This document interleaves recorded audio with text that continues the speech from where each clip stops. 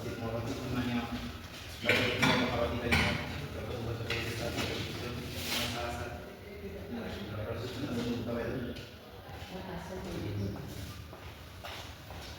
সকলোকে নমস্কাৰ। ইয়াৰ উপস্থিত সকলোকে মোৰ নমস্কাৰ। একচুৱেলি মোৰ সীমিত জ্ঞানৰ পৰিধিৰ ভিতৰত মই অকণমান ডিছকাছ কৰিম, আপোনালোকে দিয়া পৰামৰ্শ দিব। Life management in Sanskrit literature study the present পাৰ্চপেক্টিভৰ ওপৰত দুইষাৰ কথা ক'ম। একচুৱেলি মই এইটো সংস্কৃত লিটাৰেচাৰ বুলি কোৱাৰ কাৰণটো বেদিক লিটাৰেচাৰ, উপনিষদিক লিটাৰেচাৰ সেই গোটেইখিনি সামৰি, যিহেতু শ্ৰীমদ ভগৱত গীতা উপনিষদৰ অন্তৰ্গত, ইয়াৰ সম্পূৰ্ণ নাম হ'ল শ্ৰীমদ ভগৱত গীতা উপনিষদ। এতেকে তাৰ পিছৰ মনুস্মৃতি, স্মৃতি লিটাৰেচাৰ বা epic literature, post epic literature গোটেইখিনি যিমান পাৰিম মই ৰেলেভেঞ্চত আহিব চেষ্টা কৰিম, কিবা ভুল হৈ নাথাকে। একচুৱেলি সংস্কৃত লিটাৰেচাৰ স্টোৰ হাউচ হয় আমাৰ ইটাৰনেল ভিউজ, যিয়ে মেন বেকিং কৰে। আমি জানো any individual cannot be a true human being only taking birth as a human being. I mean, he has to gather some quality. There is quality আহৰণ কৰিব লাগিব, Morrell value হোক, ethical value হোক, লাইফত লাগে। তো মই কি কৰিলোঁ, মই অলপ ষ্টাডি কৰিছোঁ, অলপ গাঁও বেয়া আছিল। তো মই উপনিষদ আৰু বেদিক লিটাৰেচাৰ পঢ়ি মই 10টামান পইণ্ট ওলাইছোঁ, যিটোৱে মেন মেকিং কৰে, যিটো মানে এটা মানুহ শুদ্ধৰ ওপৰত, পৰিমাণিতৰ ওপৰত, সংস্কৃতৰ ওপৰত আগবাঢ়ি নিজৰ গ'ল এচিভ কৰাত সহায় কৰে।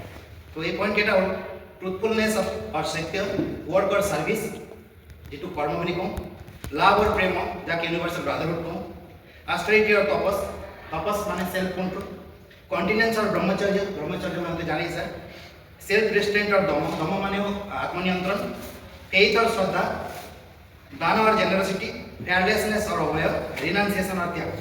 তাৰপিছত মই সমাৱৰ্তন অনুষ্ঠানত গুৰুৱে কি কি শিক্ষা দিছিল শিষ্যক, সেইটোৰ সেইখিনি আলোচনা কৰিম। শ্ৰীমদ ভগৱত গীতাৰ ওপৰতো আলোচনা কৰিম, স্মৃতি লিটাৰেচাৰ এইবিলাক মই আলোচনা কৰিম।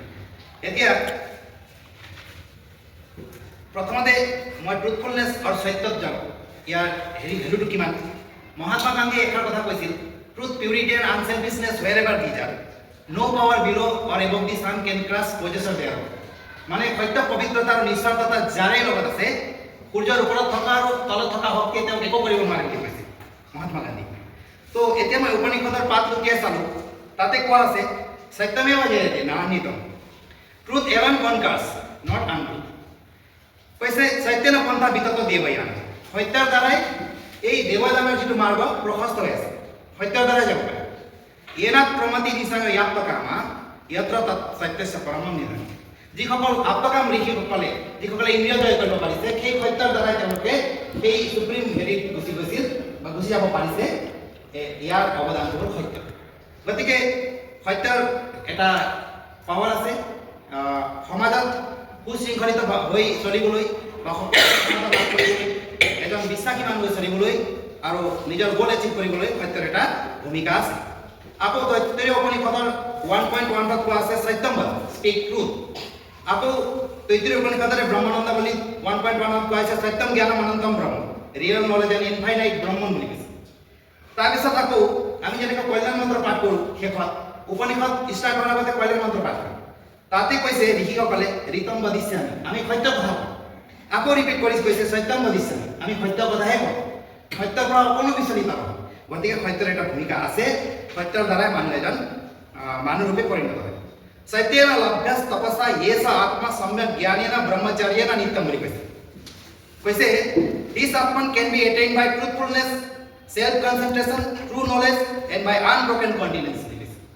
তাৰমানে আত্মাৰ প্ৰাপ্তি সত্য ভাষণ, তপশ্চৰ্যা, সম্যক জ্ঞান, ব্ৰহ্মচৰ্য আৰু নিশ্চিত ব্ৰতৰ দ্বাৰাহে সম্ভৱ বুলি কৈছে। এতিয়া দ্বিতীয় পইণ্টত মই যাওঁ, ৱৰ্ক অৰ ছাৰ্ভিচ আৰু কৰ্ম। কৰ্মমুখী যদি মানুহ নহয়, মানুহ কি হ'ব? পতন। কৰ্ম লাগিবই, মানুহ এজন প্ৰতিষ্ঠিত হ'বলৈ কৰ্ম লাগিবই। ভগৱানে কৈছে কি কি কৈছে ভগৱত গীতাত মই গোটেইখিনি আলোচনা কৰিম। কৈছে প্ৰথমতে ঈশোপনিষদৰ 2 নম্বৰ শ্লোকত কৈছে পূৰ্বন নেবেহ কৰ্মাণি যি যি বিশেষ শতম সমান। If a man wishes to live 100 years on this earth, he should live performing action. Actionৰ পৰা কৰ্মৰ পৰা তেওঁ ভালৰি কাটি যাব নোৱাৰে। এতিয়া ইয়াতে তিনিটা সিগনিফিকেন্স মই বিচাৰি পাইছোঁ, এইটো মোৰ অপিনিয়ন। যদি 100 বছৰ এজন মানুহে জীয়াই থাকে তেতিয়া তেওঁ জীৱনৰ লংজিভিটি পাব। 100 বছৰ জীয়াই থকা মানে বহুতখিনি তেওঁ উত্তৰণ কৰিব পাৰিব নিজকে। আমাৰ উপনিষদৰ লক্ষ্য হ'ল ডক্টৰ প্ৰফেসৰ হোৱা আমাৰ লক্ষ্য নহয়। এইবিলাক হ'ল জীৱন ধাৰণৰ এটা মানে পেট প্ৰৱৰ্তনৰ এটা পথ। আমাৰ আল্টিমেট এইম হ'ল সেই ব্ৰহ্মক এচিভ কৰা, যাৰ দ্বাৰা আমাৰ মোক্ষ লাভ হ'ব। গতিকে ইয়াত এজন মানুহে যদি 100 বছৰ পায় জীয়াই থকাৰ, তেতিয়াহ'লে তেওঁ নৰৰ পৰা নৰোত্তম, নৰোত্তমৰ পৰা নাৰায়ণৰ কোৱালিটিবিলাক কি কৰিব পাৰিব, গেলা কৰিব পাৰিব, কাৰণ এটা বহুত সময়। তাৰপিছত যদি কৰ্মতে নানামে, কৰ্মৰ পথাৰত যদি তেওঁ ভৰি দিয়ে, তেতিয়াহ'লে এই যে ভেলু চিষ্টেমবিলাক যিবিলাক কোৱা আছে, ভেলুবিলাক এথিকেল ভেলু, মৰেল ভেলু, এইবিলাক ৰিফ্লেক্ট কেনেকৈ হ'ব? এতিয়া আমি কেতিয়াবা ট্ৰিমেণ্ডাছ প্ৰেছাৰত থাকোঁ কামত, কোনোবাই আমাক আহি পেলাই ক'ব ছাৰ এইটো ক'ত আছিল, এইটো কি? তেতিয়া আমি আমাৰ ৰিফ্লেকশ্যনটো কেনেকৈ হ'ব, আমাৰ বডি লেংগুৱেজটো কেনেকৈ হ'ব, আমাৰ উত্তৰটো কেনেকৈ হ'ব, সেইটোৰ দ্বাৰা আমাৰ প্ৰকাশিত হয় আমি আচলতে কি কৰিব পাৰিছোঁ, গুণবিলাক আহৰণ কৰিব পাৰিছোঁ কি নাই। কাৰণ প্ৰেছাৰটো দিনে দিনে বাঢ়ি গৈ থাকে। সেইকাৰণে প্ৰেছাৰৰ মাজতো এই গুণেৰে বহিয়া আমাৰ এটা সুযোগ পাব যদি কৰ্ম কৰে। আৰু কৰ্ম নকৰি বহি থাকিলে তেওঁ কি কৰিব, মানুহৰূপে কেতিয়াও প্ৰতিষ্ঠিত নহ'ব। ইয়াতে কৈছে সেইকাৰণে ভগৱানে আকৌ কৈছে ভগৱত গীতাৰ 3 নম্বৰ অধ্যায় 2 নম্বৰ শ্লোকত কৈছে নিয়তম কুৰু কৰ্ম, তুমি সদায় কৰ্ম কৰিবা। কৰ্ম জ্যায় কৰ্ম, কৰ্ম হ'ল অকৰ্মতকৈ শ্ৰেষ্ঠ। কৈছে without action we can not even maintain our body. আমাৰ নিজৰ শৰীৰকে আমি মেইনটেইন কৰিব নোৱাৰোঁ যদি কৰ্ম নকৰোঁ। সেইকাৰণে কৈছে therefore choose to act, choose to do your duty. Duty কৰিবই লাগিব তুমি, ডিউটিৰ বিকল্প নাই। অৰ্জুনক কৈছিল ইউ হেভ পাৱাৰফুল টু কৰ্ম, তুমি কৰ্ম কৰিব লাগিব, কৰ্মৰ পৰা আঁতৰি যাব নোৱাৰিবা তুমি যিহেতু সংসাৰত জন্মগ্ৰহণ কৰিছা। কৰ্মাণি এব সংসিদ্ধিম আস্থিতা জনকালয়। এই জনক আদি ঋষিসকলে কৰ্মৰ দ্বাৰা কি কৰিছিলে, তেওঁলোকে পাৰফেকশ্যন জীৱনত পাইছিল। তেওঁলোক আচলতে হেৰি কৰিছিল, এটাচমেণ্ট ৰখা নাছিল হেৰিবিলাকত, কৰ্মবিলাকত কাম কৰি গৈছিল। সেইকাৰণে আমিও কি কৰিব লাগে, ফলৰ আশা ত্যাগ কৰি কাম কৰিব লাগে। এতিয়া ভগৱানে ক'লে যে নমে পাৰ্থস্তি কৰ্তব্যম ত্ৰিশু লোকেষু কিঞ্চন নানাপ্ৰাপ্তম অবাপ্তব্যম বৰ্ত এবচ কৰ্ম। এই 3 লোকত মোৰ পাবলগীয়া একো নাই আৰু হেৰাবলগীয়া একো নাই, তথাপি মই কৰ্ম কৰি আছোঁ। কিয়? মই কৰ্ম নকৰিলে এই সংসাৰৰ লোকে কি কৰিব, মোক ফল কৰিব। আৰু কি হ'ব, মম বৰ্তমানুবৰ্তন্তে মনুষ্য পাৰ্থ সৰ্বস্ব। যদি মই কৰ্ম নকৰাকৈ অলপভাৱে থাকোঁ, তেন্তে মানুহে মোৰে দৃষ্টান্ত অনুসৰণ কৰি কৰ্মত্যাগ কৰিব। কৰ্মত্যাগ কৰিলে কি হ'ব, এতিয়া নিউ জেনেৰেশ্যন আহি আছে, এটা জেনেৰেশ্যনে যদি কৰ্ম বিমুখ হৈ যায়, তেতিয়াহ'লে আকৌ ভগৱানে নিজে কৈছে ভগৱত গীতা 3 নম্বৰ অধ্যায় 21 নম্বৰ শ্লোকত ইয়াত আচৰতি শ্ৰেষ্ঠ তৎ দেৱ ইতৰো জনাম স ইয়াত প্ৰমাণম কুৰুতে লোকস্তদনুবৰ্ততে। Actions of a great men are followed by the world. সেইকাৰণে এতিয়া এই চামে কৰ্মবিমুখ হ'ল, নতুন জেনেৰেশ্যন আহি আছে, তেওঁলোকে কৰ্মবিমুখ হ'লেতো সংসাৰ কেনেকৈ চলে, সংসাৰটো নচলে। আৰু মানুহ মানুহৰূপে প্ৰতিষ্ঠিত হ'ব নোৱাৰে। সেইকাৰণে কৰ্ম কৰিবই লাগিব, কৰ্মৰ দ্বাৰাহে এজন মানুহ ছাকচেছ হ'ব, সেই কথাটো কৈছে। তাৰপিছত 3 নম্বৰ পইণ্টটো হ'ল লাভ আৰু প্ৰেম, তাৰমানে ইউনিভাৰ্চেল ব্ৰাদাৰহুড। আজি হিউমেনিটিৰ অভাৱ হৈছে, মানৱতাৰ অভাৱ হৈছে, সেইকাৰণে এই গুণটো বহুত জৰুৰী। আমি চাই দেখিলোঁ মহোপনিষদত কোৱা হৈছে 4.37 এই একেই শ্লোক আকৌ হিতোপদেশৰ 1.17 নম্বৰ শ্লোকত কোৱা হৈছে যে অয়ং নিজঃ পৰো ব্যক্তি গণনা লঘু চেতসাম উদার চরিতানাম তু বসুধৈব কুটুম্বকম। তার মানে this is mine that is another's say the small minded, the broad minded see the entire world as one family. অয়ং নিজ পৰো ব্যক্তি গণনা লঘু চেতসাম, যিবিলাক কনজাষ্টেড মানুহ হয় তেওঁলোকেহে এইজন মোৰ এইজন আনৰ এনেকুৱা ধৰণে চিন্তা কৰি বিহেভবিলাক কৰে। উদাৰ চৰিত্ৰৰ লোকে গোটেই পৃথিৱীকে নিজৰ বুলি ভাবে, নিজৰ ফেমিলি বুলি ভাবে, তেনেকুৱা ধৰণে বিহেভ কৰে কাৰণে সংসাৰখন ধুনীয়াকৈ চলি যায়। এতিয়া লাইফ মেনেজমেণ্ট খালি মই বাচি থাকিলে নহ'ব, সৰ্বজনা হিতায় সৰ্বজনা সুখায়, এইটো হ'ল উপনিষদৰ মন্ত্ৰ। সকলোৱে সুন্দৰভাৱে জীয়াই থাকিব লাগিব। তাৰ কাৰণে কি লাগিব, চিম্পেথি লাগিব, আমাৰ এম্পেথি লাগিব। মানুহক আমি ভাতৃত্ববোধেৰে চাব পাৰিব লাগিব, তেহে তেওঁ সুন্দৰকৈ জীয়াই থাকিব, ময়ো সুন্দৰকৈ জীয়াই থাকিম, আৰু সংসাৰখনো সুন্দৰ হ'ব, সমাজো সুন্দৰ হ'ব।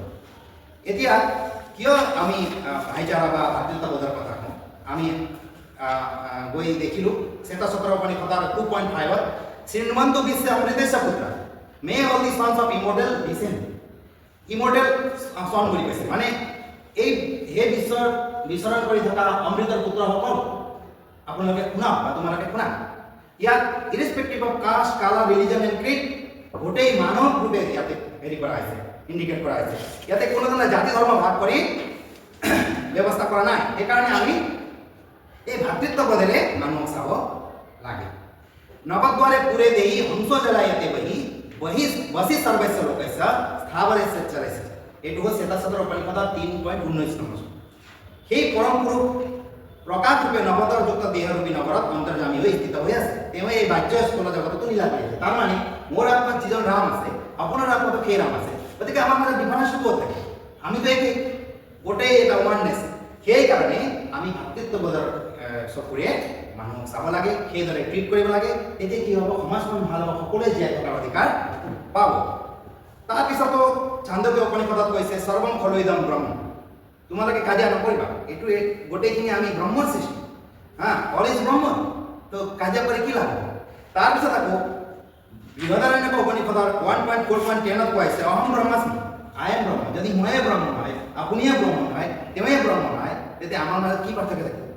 সেই তেনেকুৱা ধৰণে ট্ৰিট কৰি গ'লেহে কি হ'ব? এজন মানুহ হিচাপে জীয়াই থাকিব, অন্যকো সুন্দৰভাৱে জীয়াই থাকিবলৈ প্ৰেৰণা দিব।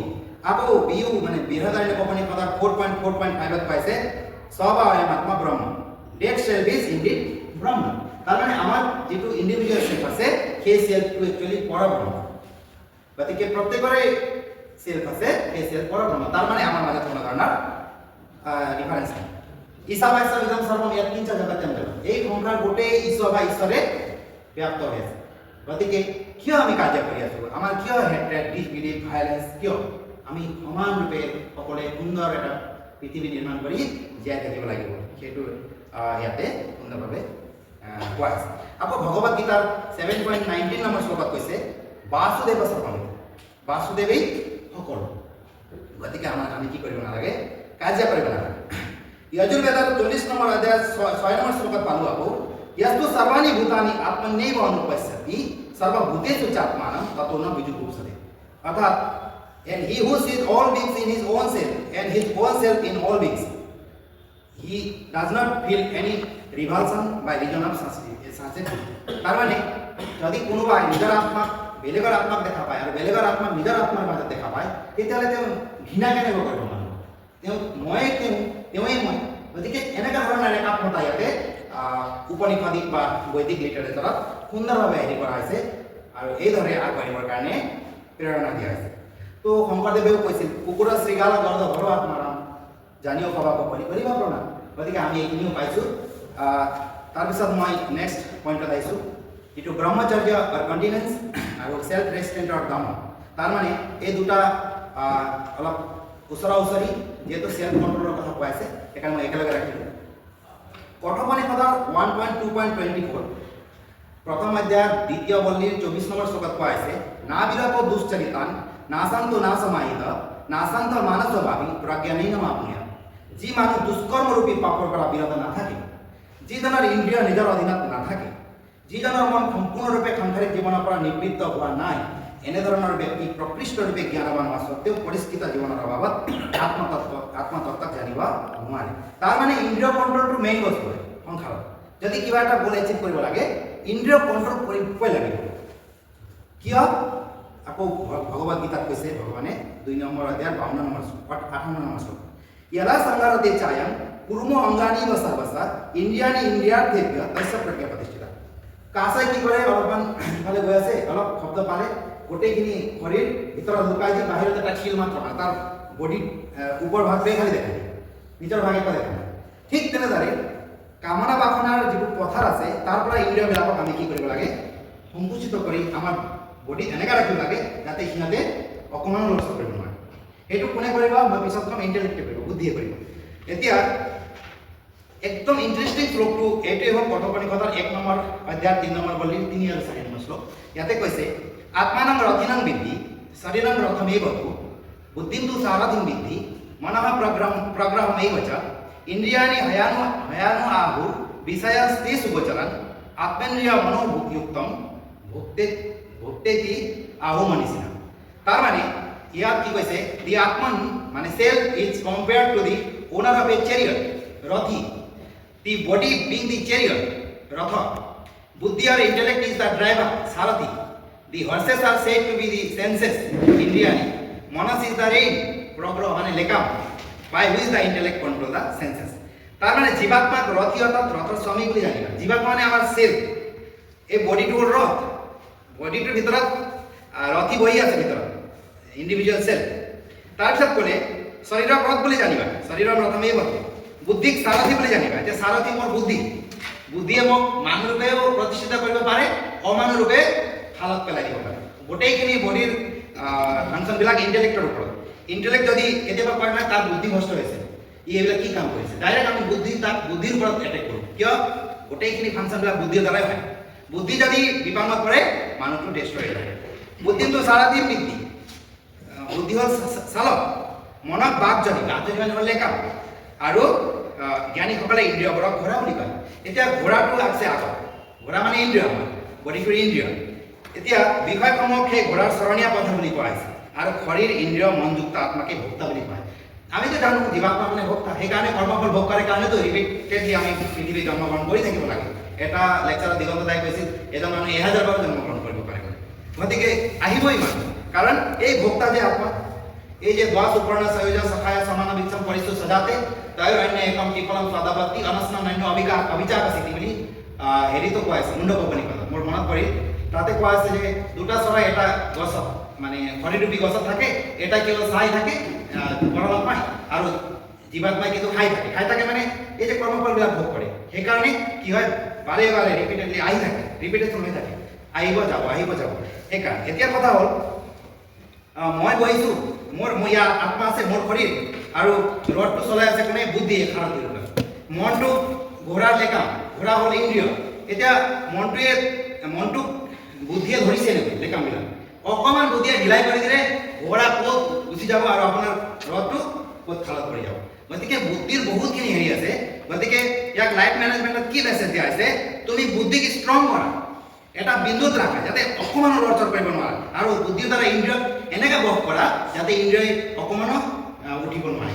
তেতিয়াহে তুমি মানুহৰূপে পৰিগণিত হ'ব পাৰিবা, তোমাৰ গ'ল এচিভ কৰিব পাৰিবা বুলি ইয়াত মেছেজ দিয়া হৈছে। এইটো সুন্দৰ শ্লোক। তাৰপিছত ইন্দ্ৰিয়েভ্য পৰা যথা বুলি কৈছে আকৌ ভগৱান শ্ৰীকৃষ্ণই। তাৰমানে ভগৱত গীতাৰ 6 নম্বৰ অধ্যায়ৰ 35 নম্বৰ শ্লোকত কৈছে ইন্দ্ৰিয়ৰ অপেক্ষা ইন্দ্ৰিয়ৰ বিষয়বোৰ অধিক শ্ৰেষ্ঠ বুলি কৈছে। কাৰণ বিষয়বিলাক যদি আপুনি নেদেখে, চকু মুদি একদম ধ্যানস্থ হৈ থাকে, তেতিয়াহ'লে আপোনাৰ প্ৰব্লেম নাই। এতিয়া এটা বস্তু আপোনাৰ দোকানত ভাল লাগি গ'ল, সেইটোৱে আপোনাক ৰাতি টোপনি হৰণ কৰিলে, এই বস্তুটো মোৰ আনিব লাগে। খোৱা পাতিও লগ হ'ব পাৰে, বিভিন্ন ধৰণৰ হ'ব পাৰে কামনা বাসনা। গতিকে কামনা বাসনা পথাৰটোৱে কি কৰে? মানুহক ডিষ্টাৰ্ব কৰে। এনে ইন্দ্ৰিয়বিলাক আপুনি কণ্ট্ৰলত ৰাখিব পাৰিলে হয় কিজানি, কিন্তু তাৰ যি চৰণীয়া পথাৰ সেইটোৱে মানুহক বেছি পাজলত পেলাই বুলি ভগৱানে কৈছে। তাৰপিছত আকৌ কঠোপনিষদৰ 1 নম্বৰ অধ্যায় 3 নম্বৰ পল্লীৰ 7 নম্বৰ শ্লোকত কৈছে यस्तु विज्ञानवान भवति मनस्का सदा असुचि न सत्तत पदम आपनति संसारम च अधिगच्छति। যিজন অবিবেকী বুদ্ধিযুক্ত হয়, মনক নিগ্ৰহ কৰিব নোৱাৰে, সদায় অশুদ্ধ অপবিত্ৰ, তেওঁ কেতিয়াও নিজৰ গ'ল এচিভ কৰিব নোৱাৰে। গতিকে ইয়াতো ইন্দ্ৰিয় কণ্ট্ৰল কৰাৰ কথা কৈছে। ইন্দ্ৰিয় কণ্ট্ৰল নকৰিলে, কিন্তু ব্ৰহ্মচৰ্য ধাৰণ নকৰিলে কি নহ'ব? মানুহে সেই গ'ল এচিভ কৰিব নোৱাৰে, মানুহৰূপে হয়তো পথভ্ৰষ্ট হৈ যাব পাৰে বুলি উপনিষদত মেছেজ দিছে। নেক্সট পইণ্ট হ'ল 6 নম্বৰ ফেইথ আৰু শ্ৰদ্ধা। শ্ৰদ্ধাটো ডাঙৰ বস্তু আমাৰ সংস্কৃত সাহিত্যত বা ইণ্ডিয়ান নলেজ চিষ্টেমত। শ্ৰদ্ধা নহ'লে একোৱেই নহয়। আমি ৰাতিপুৱা তুলসীত পানী দিয়াটো এটা তাতে শ্ৰদ্ধা থাকে, মা দেউতাকক প্ৰণাম কৰাৰো শ্ৰদ্ধা থাকে, গুৰুজনক প্ৰণাম কৰাৰো শ্ৰদ্ধা থাকে। শ্ৰদ্ধা নহ'লে একোৱে টিকি থাকিব নোৱাৰে। তো ভগৱানে প্ৰথমতেই কৈছে শ্ৰদ্ধাৱান লগতে জ্ঞান তৎপৰ সংযতেন্দ্ৰিয়। আকৌ লগতে কৈছে নাহি জ্ঞানেন সদৃশম পবিত্ৰম ইহা বিদ্যাতে, 4 নম্বৰ অধ্যায় 38 নম্বৰ শ্লোক।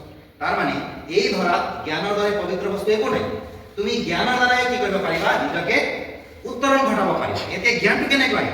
শ্ৰদ্ধা নাথাকিলে জ্ঞানেই নাই, দুটা বিপৰীত। শ্ৰদ্ধা থাকিবই লাগিব জ্ঞানৰ কাৰণে। তোমাৰ যদি শ্ৰদ্ধা নাই তেতিয়াহ'লে জ্ঞান তোমাৰ নহ'ব। গতিকে জ্ঞানেই যদি নাথাকে মানুহ এজন পুৰা কি হ'ব? ভেকম হৈ গ'ল, খালী হৈ গ'ল। তাৰপিছত সেইটোকে মনুস্মৃতিয়ে চাই মনুৱে লিখিলে অভিবাদনশীলস্য নিত্যম বিদ্যোপসেবিন চত্বৰতস্য বৰ্ধন্তে আয়ুৰ্বিদ্যা যশবল। 2 নম্বৰ অধ্যায় 121 নম্বৰ শ্লোকত পাইছোঁ, যি অভিবাদন কৰে, আৰু অভিবাদন মানে নমস্কাৰ কৰে, শ্ৰদ্ধা কৰে, ভক্তি কৰে, নমস্কাৰ কৰে, নিত্যম বিদ্যোপসেবিন। ইয়াত বিদ্যা বুলি নিজৰ জ্যেষ্ঠসকলক কোৱাইছে।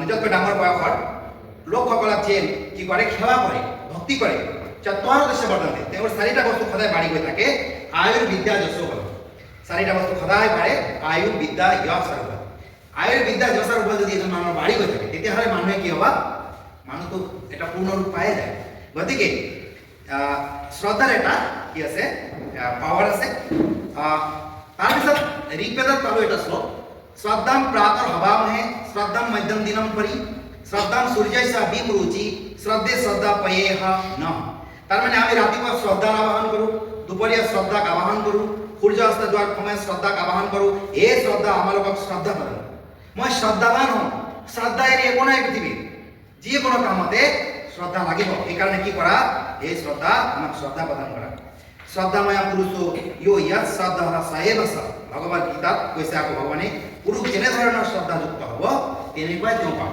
তেনেকুৱা ধৰণৰে তেওঁ কি পাব ৰিজাল্ট পাব বুলি ভগৱদ গীতাৰ 17 নম্বৰ অধ্যায় 3 নম্বৰ শ্লোক আছে নেক্সট আহিব জেনেৰচিটি তাৰমানে দান চাও আমাৰ একে সোসাইটিত কিছুমান মানুহ থাকে যিবিলাক হাংৰি পিপল বা তেওঁলোকে জীৱন হেৰি আগবাঢ়িব পৰা নাই ভেৰি পুৰ সেইবিলাকক আমি কিছু অংক দান দিব লাগিব আমাৰ এইখিনি হ'ল উপনিষদিক ঋষিসকলৰ আহ্বান কিয় দান দিব লাগে কাৰণ তেওঁলোকেও মানুহ হিচাপে জীয়াই থাকিব লাগিব খাবলৈ পাব লাগিব চিন্তা কৰিবৰ তেওঁলোকৰ অলপ হেৰি হ'ব লাগিব একোৱেই নাই যদি আমি কিছু অংশ আমাৰ হেৰিৰ পৰা দান কৰিব লাগিব এনেও কোৱা আছে দানম ভোগো নাসস তিস্ৰ গতয় ভবন্তি বিত্তস্য ইয়ো নহি দদাতি ন ভুঙ্ক্তে তস্য তৃতীয় গতিৰ ভবে দানৰ তিনিটা মহিমা হয় দান কৰা ধনৰ তিনিটা মহিমা হয় দান কৰা হয় ভোগ কৰা নহলে তোমাৰ ধন নাশ হ'ব গতিকে কিছু অংশ যদি আমি দি দিওঁ যিবিলাক নিডি পাৰ্চন আছে তেওঁলোকৰ যদি সজাই ল'ব পাৰোঁ হাতত হাত ধৰি এই যে সংগত সত্যম সংগতাদ্দম সংগো মনাংসি জানতাম একে মহাময় খোজত খোজ পেলাই উশাহ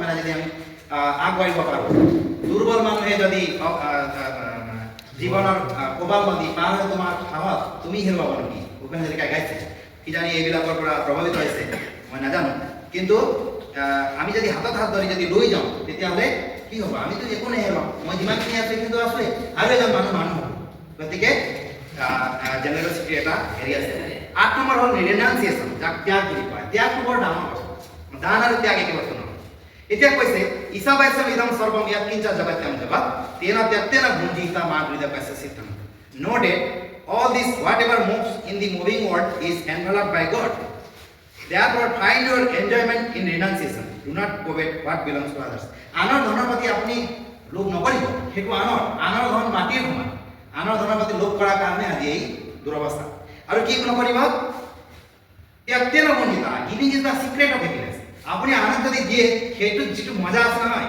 সেইটো পৃথিৱীৰ কোনো বস্তুৰ পৰা আপুনি বুটলি ল'ব নোৱাৰে আৰু ঈশাবাস্যম ইদম সৰ্বম বুলি জানিলে যেতিয়া ঈশ্বৰে গোটেই ব্যক্ত হৈ আছে গতিকে মই ত্যাগৰ মাজেৰে কিছু অংশ মই দিম যিবিলাক নিডি পাৰ্চন আছে মানুহবিলাকক বা মোৰ সময়খিনি কাৰোবাৰ কাৰণে মই ত্যাগ কৰিম প্ৰয়োজন আছে যদি এনেকুৱা ধৰণৰ ত্যাগ শব্দটোৱে বুজায়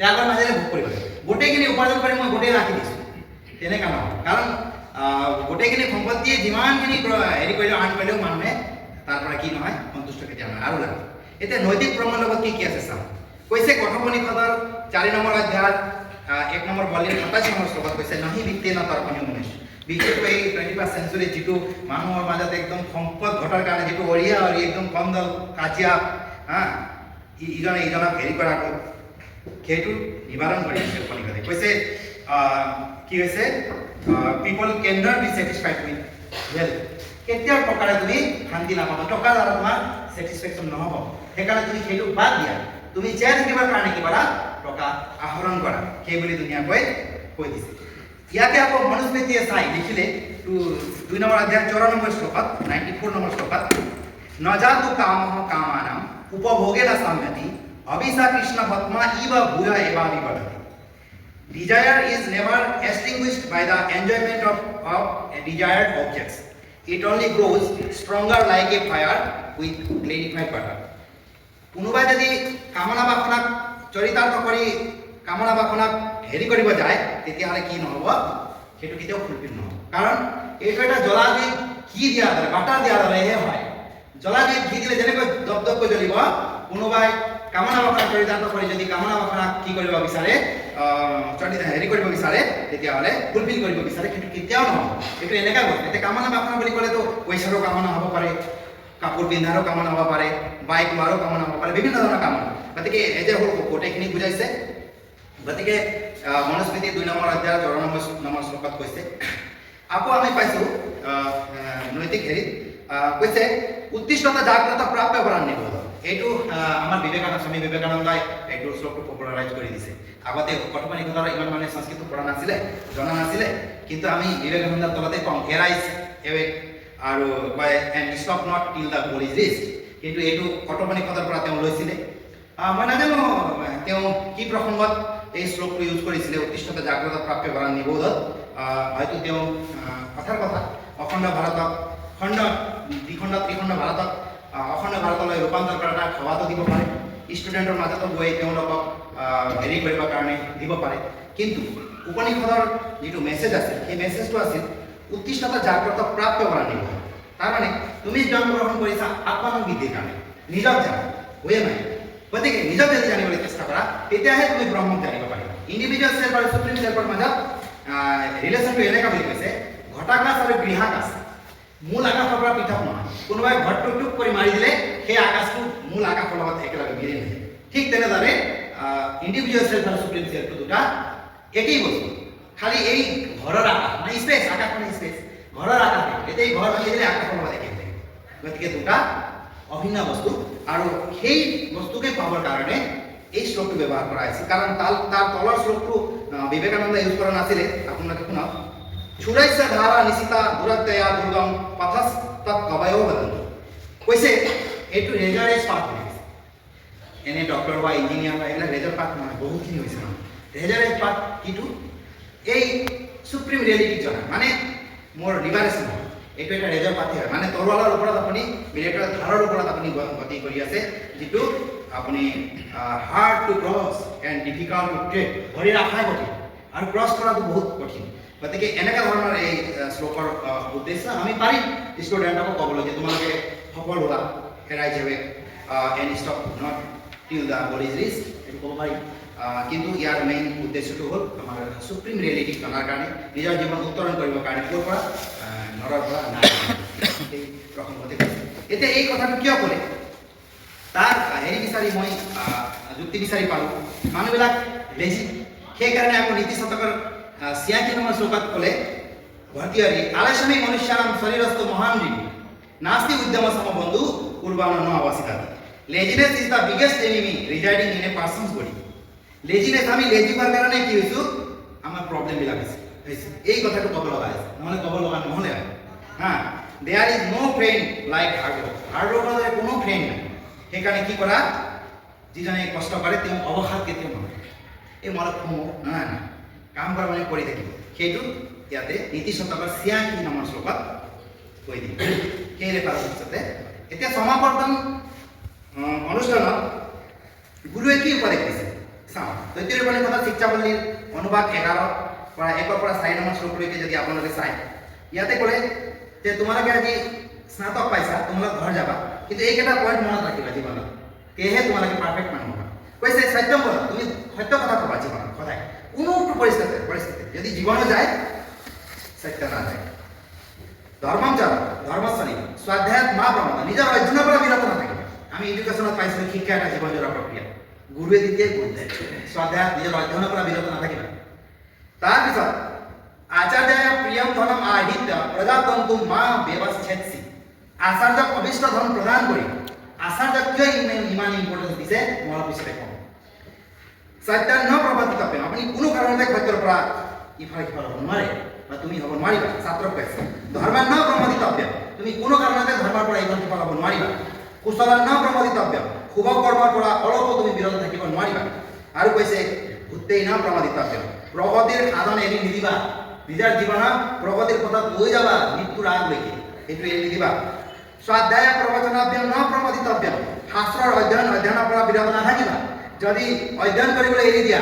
আৰু অধ্যাপনা এৰি দিলা তেতিয়া কি হ'ব কোনোবাইতো কি হ'ব লেক অফ নলেজ হ'ব কিছুমানে নাপাব নলেজ এতিয়া ধৰক এই সমষ্টিত ছাৰ আছে ছাৰে যদি এৰি দিয়ে অধ্যাপনা ষ্টুডেণ্টবিলাক থাকি যাব এইটো আগৰ লিখা বস্তু কাৰণ ইমান টিচাৰ নাছিলে তেতিয়া এতিয়া বহুত টিচাৰ আছে তথাপিও হেৰি কেপেবল টিচাৰ বহুত কম আছে তাৰপিছত ক'লে यानी अनवैज्ञानिक कर्माणि तानि सेवितव्यानि न इतराणि दोषरहित कर्मरे आचरण करिबा दोषयुक्त कर्म खाउके बेलाय नकरिबा यानी अस्माकं सुचरितानि तानि तयोपास्यानि आमार शास्त्ৰত বৰ্ণিত যি শ্ৰেষ্ঠ চৰিত্ৰ সেই চৰিত্ৰকে উপাসনা কৰিবা অন্য নহয় সেইটো কৈছে এতিয়া এই যে মাতা পিতা আৰু গুৰুক যে বহুত ইম্পৰ্টেন্স দিছে কিয় দিছে মই কৈ আছো মনে আকৌ কি কৰিছে সেইটো উদ্ধৃতি কৰিছে 2.2.227 মানে 2 নম্বৰ অধ্যায় 28 নম্বৰ শ্লোক यम माता पितरौ क्लेशम सहिते संभवेनिनाम नतैस्ता निष्कृति ही शक्या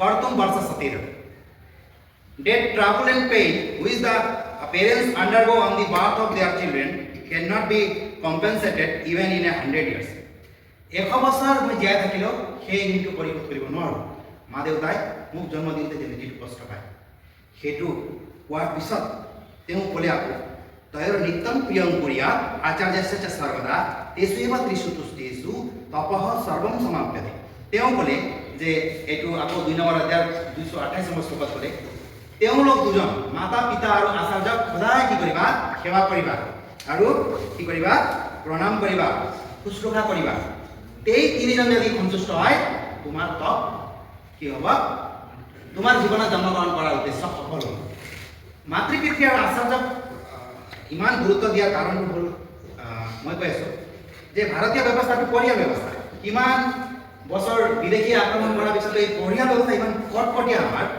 যিটো এৰাব হেৰি কৰিব পৰা নাই চেদেলি বেদেলি কৰিব পৰা নাই সেইকাৰণে সনাতন ধৰ্ম বিৰাজ কৰি আছে বুলি মোৰ অপিনিয়ন পিছত ডিছকাছ হ'ব এইটো শেষ কৰাৰ পিছত এতিয়া চাওক মাতৃ পিতৃ হ'ল কাণ্ডাৰী এটা ফেমিলিত কোনে ফেমিলিটো ধুনীয়াকৈ ৰাখিব মাতৃ পিতৃ যদি ল'ৰাটোৱে মাৰে কথা নুশুনিব পিতৃকে যদি শ্ৰদ্ধা নকৰে সেই ফেমিলি বৰবাদ ফেমিলি পৰা যেতিয়া সেই ফেমিলিৰ পৰা ল'ৰাটো বাহিৰত ওলোৱাৰ লগে লগে গুৰুক পাব গুৰুৱে কি কৰিব তাৰ লাইফ মেনেজমেণ্ট কৰিব গোটেইখিনি জীৱনত সি মানুহ হোৱাৰ মূল মন্ত্ৰই হ'ল গুৰু গতিকে গুৰুক যদি সি মানে তেতিয়া কি হ'ব সমাজখন ভাল হ'ব এইটো ভাল হ'বই হ'ব সমাজখনো ভাল হ'ব গতিকে সেইকাৰণে এই তিনিজন ব্যক্তিক বিশেষভাৱে গুৰুত্ব দিয়া আছে উপনিষদতো ইয়াক চালোঁ মই মনুসংহিতা মনুস্মৃতিতো মনুৱে কি কৰিছে গুৰুত্ব দিছে এই কাৰণে যে ফেমিলি ব্যৱস্থাটো সেইকাৰণে কটকটীয়া আমাৰ চলি আছে যে মাতৃ পিতৃ আমাৰ কাৰণে ভগৱান এনেকৈ কোৱা হৈছে ভয়ো আমি জানো আৰু গুৰু তাৰপিছত এই তিনিজনক কিন্তু গুৰুত্ব দিয়া আছে তাৰপিছত কিন্তু বেলেগৰ কথা কোৱা হোৱা নাই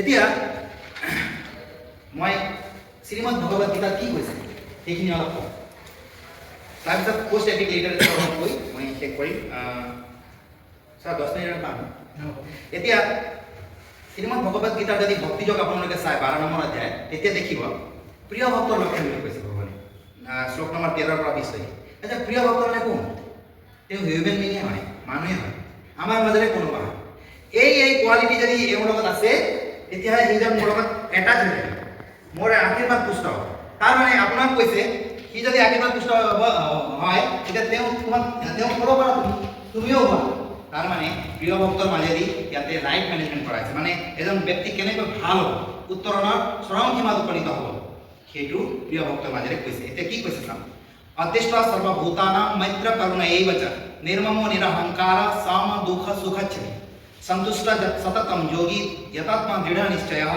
ময়াৰ্পিতা মনোবুদ্ধিৰ্য মদ ভক্ত সমীপ্য যিজনৰ কাৰো প্ৰতি দেশ নাই দ্বন্দ্ব নাই একদম দ্বন্দ্ব নাই মিত্ৰ ভাৱাপন্ন সকলোৰে প্ৰতি মিত্ৰতা শত্ৰু হোক মিত্ৰ হোক ক্ষমাশীল দয়ালু সমত্ব বুদ্ধি মানে হয় আকৌ আমি গোটেই প্ৰাণীবিলাকক একে বুলি ভাবোঁ মানে ইয়াক মাৰিলে ইহঁতো কষ্ট পাব মই খালি মানুহ হৈ কি কষ্ট পাম নে সকলোৰে গাত আত্মা আছে হা সেইকাৰণে কাকো আমি কি কৰিব নালাগে কষ্ট দিব নালাগে সমত্ব বুদ্ধি আৰু অহংকাৰ শূন্য মুঠেই অহংকাৰ নাই বহুতখিনি জীৱনত কি কৰিছে আন কৰিছে তথাপি কিন্তু অহংকাৰ নাই সুখ আৰু দুখত সমভাৱাপন্ন সুখ পাইছে দুখ পাইছে একো নাই চলি থাকিব জীৱন তাৰপিছত সদায় সন্তুষ্ট সদায় হাঁহিমুখী জীৱনত কিমান তেওঁ প্ৰব্লেমত ভুগি আছে মই দেখিছোঁ কলেজত অহাৰ পিছত কি ধুনীয়া কৰে সেইখিনি পাহৰিব তেনেকুৱা ধৰণৰ সদায় সন্তুষ্ট সমাহিত চিত্ত আৰু সংযত স্বভাৱ একদম অকমানেই থাকিব নহয় সংযত অধ্যাত্ম তত্ত্ব বিষয়ত দৃঢ় বিশ্বাসী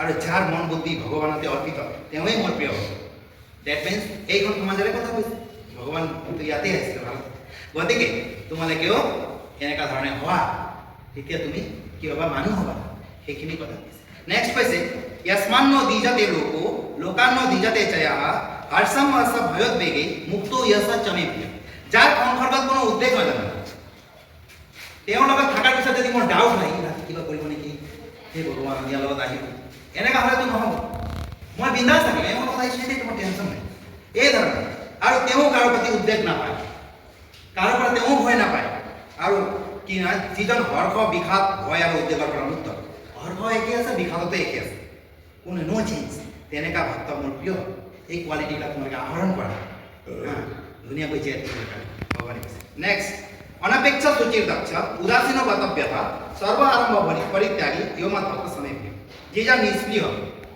ঘোষ সম্পন্ন ঘোষ মানে পবিত্র সূচি পক্ষপাত শূন্য একদম ইম্পার্সিয়াল কর্তব্য কর্মত অনলাস একদম এক্টিভ আলস্য নাই ভয়হীন যাক একোৱে মনত পীড়া দিব নোৱাৰে কোনো কথা তেওঁ অশান্তি কৰিব নোৱাৰে মনত পীড়া দিব নোৱাৰে যি ফলৰ আকাংক্ষা কৰি কৰ্ম আৰম্ভ নকৰে কৰি যাব কৰ্ম দিছে মই কৰিব লাগে ইয়াৰ নেগেটিভ ইম্পেক্ট আহিব পাৰে পজিটিভ আহিব পাৰে এইটো পিছত ভগৱানে চাব মই কৰি যাব মোৰ কৰ্তব্যৰ পথত এইখিনি আহিব সেইখিনি কৰি তেওঁ কৈ যাব এইটো কৈয়ে আছে ভগৱানে যে কৰ্ম নিয়ে অধিকাৰ আছে মা ফলস্বৰূপ তুমি ফলৰ আকাংক্ষা কৰিব নোৱাৰিবা তুমি কৰ্ম কৰাৰহে তোমাৰ অধিকাৰ আছে গতিকে এনেকুৱা ভক্ত মোৰ প্ৰিয় ভগৱানে কৈছে নেক্সট यो न रिष्यति न देष्टि न सोचति न कांक्षति शुभ शुभ परित्यागी भक्तिमान यह समेप्य যিজনে আকাংক্ষিত বস্তু প্ৰাপ্তিত আনন্দিত নহয় এটা বাইক লৈ ৰয়েল এনফিল্ড কোনো ধৰণৰ প্ৰতিক্ৰিয়া নাই হ'ব লাইফ চলি আছে আকাংক্ষিত বস্তু প্ৰাপ্তিত আনন্দিত নহয় অপ্ৰাপ্য বস্তু লাভৰ আকাংক্ষা নকৰে এটা বস্তু পোৱা নাই তাৰ কাৰণে মৰি নাথাকে আৰামত থাকে মানে যিজনে কৰ্মৰ শুভ অশুভ ফলৰ আশা ত্যাগ কৰিছে যি হ'ব ৰিজাল্ট হ'ব মই কৰ্ম কৰিব যাব লাগে মোৰ পথত যিখিনি কৰ্ম আহে সেইখিনি কৰি যাব লাগে এনেকা মানে দৃঢ় চিত্তৰ সুদৃঢ় চিত্তৰ ব্যক্তি মোৰ প্ৰিয় সমসত্ৰৌচ মিত্ৰেচ তথা মান অপমানায় শীতোষ্ণ সুখ দুখেষু সমসংগ বিবৰ্জিত ভগৱানে কৈছে কিছুমানে বহুত মানুহ আছে মিত্ৰত যিটো আঁকোৱালি লয় যিটো ব্যৱহাৰ শত্ৰুক তেনেকৈ দিব নোৱাৰে শত্ৰুক দেখিলে কি হয় মাথাটো ছিঙে মাৰে ইয়াত ভগৱানে কৈছে নহয় তুমি তেনেকৈ থাকিব নোৱাৰিবা তুমি সমশত্ৰু আৰু মিত্ৰকো সমান শত্ৰুকো সমান আদৰ কৰিব ঘৰত অহা শত্ৰুকো তুমি ব্যৱহাৰ কৰিবা কেনেকা মিত্ৰৰ তথা মান অপমান হয় তোমাৰ মান অপমান বুলি কথা না তুমি একেদৰে থাকা শীতোষ্ণ সুখ দুখেষু শীত আৰু উষ্ণ গৰম ঠাণ্ডা একোৱেই নাই একেধৰণে চলে সমসংগ বিবৰ্জিত আৰু কি তেওঁৰ কোনো ধৰণৰ কি নাই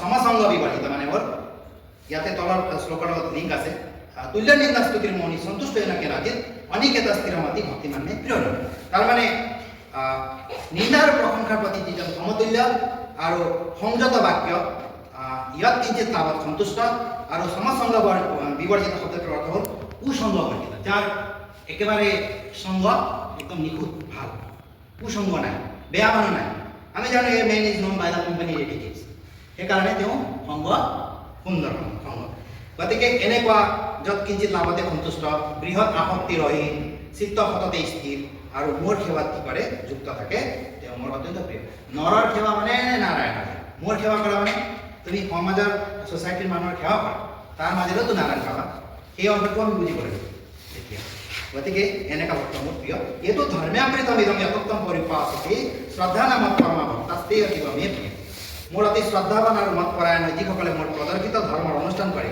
ওপৰত উল্লেখ কৰা কোৱালিটি মতে যিজন চলে সেই ধৰ্ম সেই ভেলুত চলে এথিকেল ভেলু মৰেল ভেলু এইবিলাক ভেলুত চলে সেই ভক্তসকল মোৰ প্ৰিয় বুলি ভগৱানে কৈছে তাৰ মানে এনেকুৱা যদি কোৱালিটি কাৰোবাৰ থাকে তেওঁহে প্ৰপাৰ মানুহ এনেকুৱা ধৰণে থাকিবলৈ দিছে এতিয়া ইণ্টাৰেষ্টিং কথাটো হ'ল মেনেজমেণ্ট শব্দটোতো আমি বিভিন্ন কথা ক'লোঁ এতিয়া মানুহ হিচাপে জীয়াই থাকিবলৈ খাদ্য লাগিব নহয় খাদ্যটো কেনেকুৱা সেইটোতো ক'ব লাগিব সেইকাৰণে ভগৱান শ্ৰীমদ ভগৱত গীতাত 17 নম্বৰ অধ্যায়ত খাদ্যৰ কথা কৈছে লাইফ মেনেজমেণ্ট কেনেকৈ খাদ্য হ'ব কোনটো খাদ্য খাবা তো মই বিচাৰি পালোঁ ভগৱত গীতাৰ 17 নম্বৰ অধ্যায়ত 8 নম্বৰ শ্লোক কৈছে আয়ুসত্ব বলাৰোগ্য সুখ প্ৰীতি বিবৰ্ধনা ৰৈসাত স্নিগ্ধ স্থিৰা হিত্যা আহাৰ সাত্বিকা প্ৰিয় এটা কথা মনত ইয়াতে আমি কোৱাটো উচিত হ'ব সাত্বিক ৰাজসিক আৰু তামসিক 3 প্ৰকাৰৰ মানুহ আছে কিন্তু ভগৱানে কাকো গাড়ী পাৰা নাই এই তুমি এইজন ৰাজসিক ইয়াৰ লগত নকৰিবি এইজন তামসিক নাই তেওঁ খালি নিজৰ কথাৰে কৈ গৈছে আমি ইণ্টেলেক্টুৱেল আমি ইণ্টেলিজেণ্ট গতিকে আমি বুজিব লাগিব যে ইয়াৰ গেপটো কিমান আছে হাতীকক যদি ওপৰত ৰাখিছে আৰু তাৰ 5 কিলোমিটাৰ তলত যদি ৰাজস্বিকক ৰাখিছে আৰু 15 কিলোমিটাৰ তলত যদি তামসিকক ৰাখিছে আমি বুজিব লাগিব হাতীক নিশ্চয় ওপৰৰ ঊৰ্ধ্বত গতিকে আমি হাতীককে ফলো কৰিম কিন্তু গৈ এইটো লাইক হাতীক সবে পাৰিব নেকি তো ৰাজস্ব চলিব লাগিব হে ভগৱানে কাকো গালি দিয়া নাই এতিয়া কৈছে যে যি ভজনৰ দ্বাৰা আয়ুস বাঢ়ে উদ্যম বাঢ়ে বল বাঢ়ে আৰোগ্য বাঢ়ে সুখ বাঢ়ে প্ৰসন্নতা বাঢ়ে যি আহাৰ ৰসযুক্ত মানে বডিত কি হয় ৰস সাৰ্কুলেট হয় আৰু পুষ্টিকৰ তেনে আহাৰ সাত্বিক ভাৱাপন্ন লোকৰ প্ৰিয় এতিয়া সাত্বিক ভাৱাপন্ন লোকে এনেকৈ ধৰণৰ খাদ্য খালে নিশ্চয় লংজিভিটি পাব এতিয়া জীৱনত এটা মানুহ যদি 80 বছৰ জীয়াই থাকে আন্ধাৰতে 40 বছৰ আয়ুষ সাত্বিক আছে না আয়ুষ বুদ্ধি আছে কোনটো আয়ুষ বুদ্ধি বলার এই আছে না আয়ুষ সাত্বিক কোনটো আয়ুষ সত্য আয়ুষ সত্য এইটো হল 17 নম্বৰ 8 মাস তো যদি 80 বছৰ জীয়াই থাকে তেতিয়া 40 বছৰ আন্ধাৰত থাকে 40 বছৰ সেই 40 বছৰ যদি এইখিনি খানা খায় কি খানা বেয়া মই কৈ আছো তেতিয়াহ'লে তেওঁ কেইদিন বাচি থাকিব যিমান কম বাচি থাকিব তেতিয়া কি হ'ব নিজৰ উত্তৰণৰ কি সময় নাপায় সেইকাৰণে ভগৱানে কৈছে গতিকে আমি বুজিব লাগিব যে এই আহাৰবিলাক আমি গ্ৰহণ কৰিব লাগিব তেতিয়া কি হ'ব আমাৰ আয়ুস বাঢ়িব আমি ধুনীয়াকৈ কৰ্ম কৰিব